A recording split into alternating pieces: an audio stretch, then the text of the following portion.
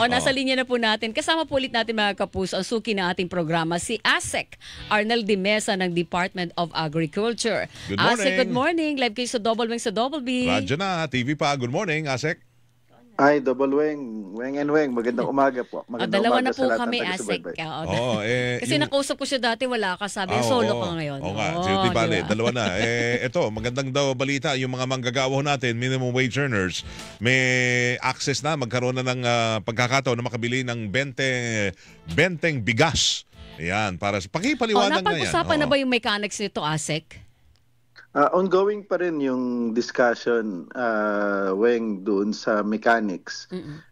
Bagamat pinag-iisipang mabuti yung pinakamagandang paraan. Kasi ang kagandahan kasi nito sa minimum wage earners, yung listahan na binigay ng DOLE, identified natin, kumbaga pre-identified natin yung mga beneficiaries, hindi kagaya doon sa ibang vulnerable sector o iba na talagang at any given day hindi natin alam kung sino yung bibili. Ito alam natin yung mga beneficiaries, so we can easily plan nung mechanics for them. Una nga pinag-iisipan yung sa excuse me, sa opisina na lang nila. At kasi may mga ID naman din sila doon. At alam ng HR nila kung sino yung mga minimum wage earners.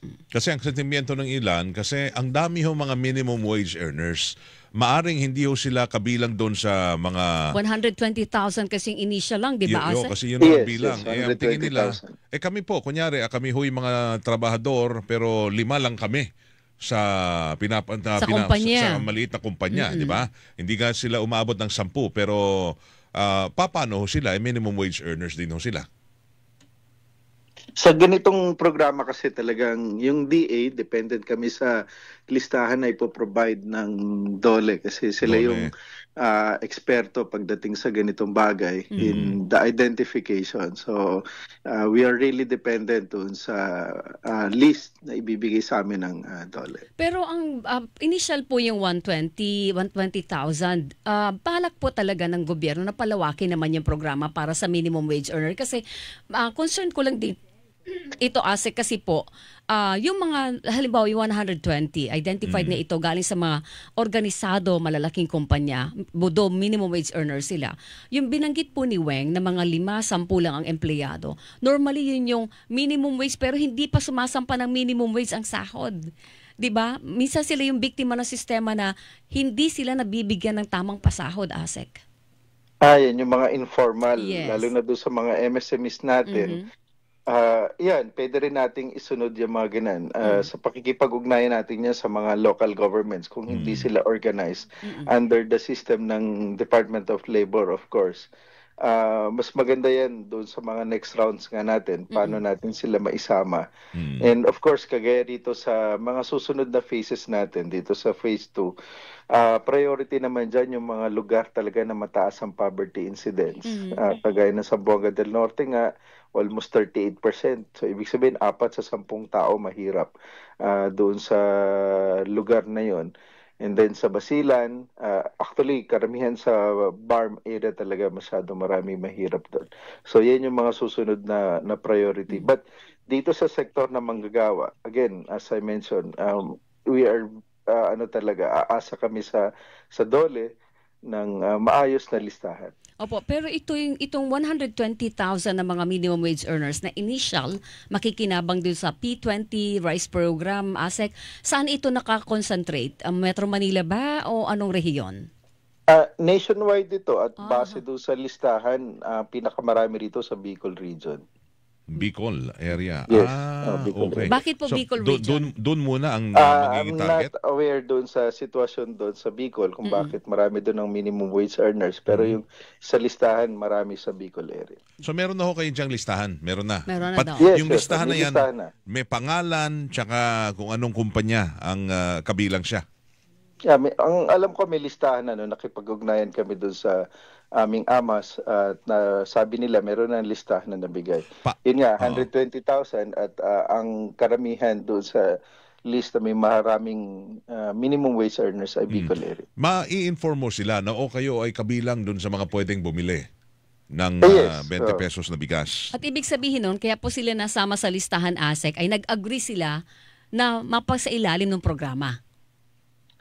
Kung nag-agree sila doon, I'm not so sure, Weng, of course. Opo. At alamin namin yon. Mm-mm. Pero yung listahan, again, ay galing sa doon. Opo. Oo. Paano yung iba? Pwede ho bang, ewan ko kung in the future, pwede hong gawin, na baka yung mga employer pwedeng humingi ng tulong sa DOLE na baka pwede ho kaming Magdagdag. mabilang din yung aming mga empleyado, mga manggagawa dyan sa programa na yan.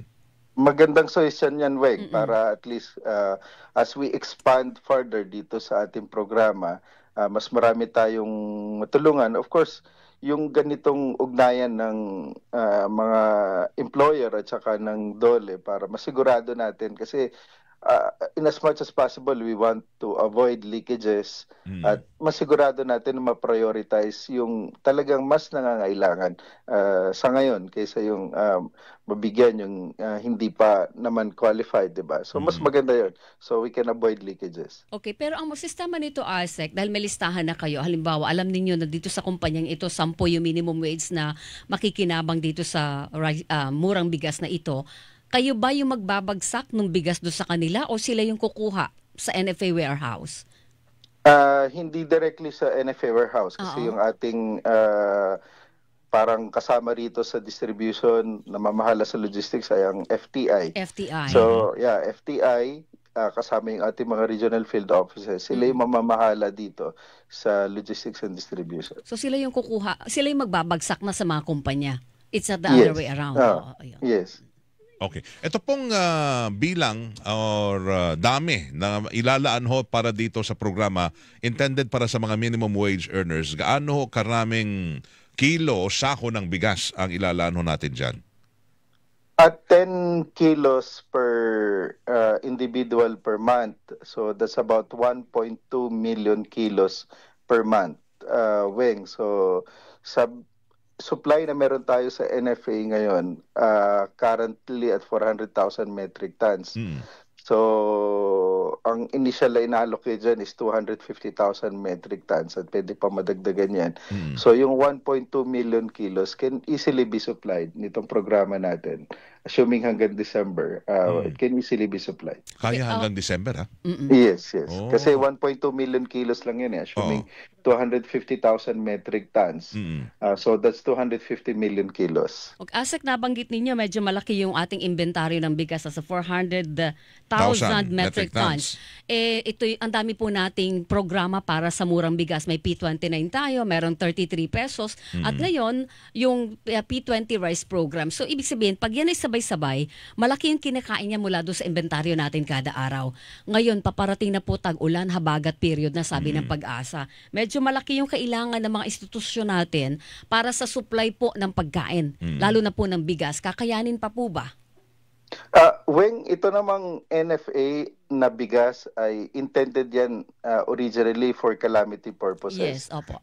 Hindi siya yung bigas na binili ng NFA at talagang nilalabas sa merkado para bilhin doon sa everyday course ng buhay natin. So yung talagang karamihan, kasi ang participation ng NFA sa market nasa 5%, pero ngayon tumataas na because of Opo. Pero karamihan ng bigas na napoproduce ng ating bansa, nasa mga traders na yan, nasa mga households. In fact, yung latest survey ng PSA, kalahati ng niya nasa household and then 45% nasa mga warehouses ng mga traders at yung mga 5% nasa NFA. So ganan yung distribution ng bigas natin sa buong bansa. So ngayon, yung import level natin as of May, nasa almost 1.9, kung ako nagkakamali, million metric tons o 1.7 million metric tons. Plus yung harvest natin at ongoing pa sa ibang lugar. We have sufficient at coming dun sa ating inventory pa last December na ending inventory natin. We have sufficient rice kasi yung last inventory natin December, pwede tayong itawid hanggang anihan, plus nag-anihan tayo. So we have sufficient supply hanggang sa susunod na harvest in time para dito sa atin na lean months. Normally mid-August, mid-July hanggang mid-August. Oo, at saka siyempre yung kalamidad talaga asa yung Ito yung period na yon. totoo yan. Oo. Ito na yung period na yun eh. Plus siyempre merong consideration din yan ng pag bumagyo ng malakas o kaya bumaha ng medyo mataas-taas, may mga warehouse tayo ng NFA na maapektuhan. So yung wastage dun sa supply ng bigas ay nandun din, ASEC. Yes, at maganda rito, nare-repair na yung mga warehouses ng NFA para maiwasan nga yung mga ganang leakages. At gusto ko ring i-plug na yung huling review ng COA sa NFA, first time na pinuri ng COA ang NFA dahil ngayon lang natupad yung kanyang function na talaga makapamili according do sa kanyang mandato. So hindi nasasayang yung kumbaga ability niya na mamili at any given period. Kaya tuwan-tuwa yung COA sa naging findings sila sa NFA. Congratulations sa leadership ni Larry Lacson na At administrator. saka po ni Secretary Yes, of dahil course. Kayo dyan sa doon sa DA. council, talagang sinimulan doon sa council yung mga polisiya kung paano aayusin at of course yung management ni Admin Larry dito sa buong NFA. Pero eto ba, ASEC, ay dahil sa kasi parang nasa food emergency status pa rin tayo, di ba?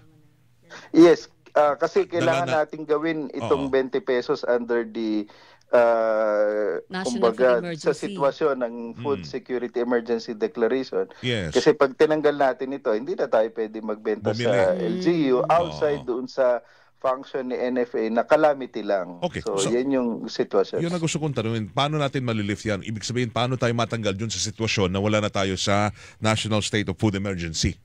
Meron kasing level ng presyo ng bigas na dapat marating para masabi natin, hindi yung sa NFA, yung sa regular. Yes. Na presyuhan, na presyo dapat marating para masabi natin na pwede nang i-lift yung Food Security Emergency Declaration. Anong presyo ho yun, ASEC, ngayon?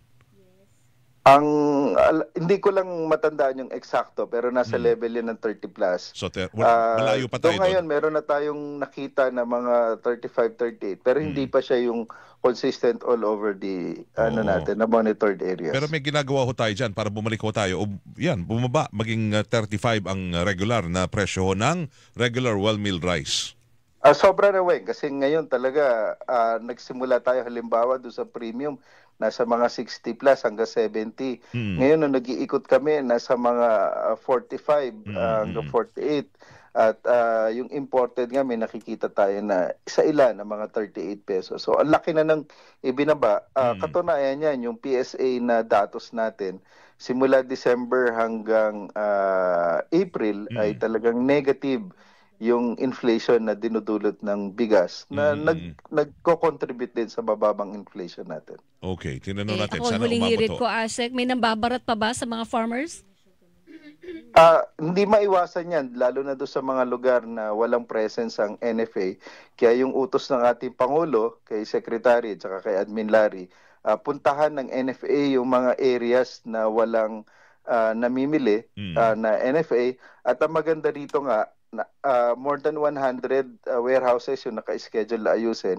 Matatapos mga 30 plus ngayong taon na bagong warehouses at mga repaired warehouses at nakapamili ng mga bagong trucks na gagamitin dito sa procurement nga. So, pero napuntahan na po ng inaayos NFA. yung capability ni NFA. Napuntahan na po ng NFA yung mga lugar na may nangbabarat na trader? Marami nang napuntahan, kagaya rito sa Bulacan, nung nag-open yung warehouse, at yun, marami na uli, nag-start na uli yung mga pamimili sa mga areas na ito. Okay. Sige, salamat, ASEC. ASEC, Abangan thank natin you. yan, ha? Good luck, ha? Sana mapalawak po yung para sa minimum wage earner. Yes po, maraming salamat, Double Wing. Mabuhay kayo. Good morning. Salamat. Congratulations po sa DA at sa NFA. Si Assistant Secretary Arnel de Mesa, ang spokesperson ng Department of Agriculture, kasi mag-aapat na buwan Hilingan, walang pinoprotektahan.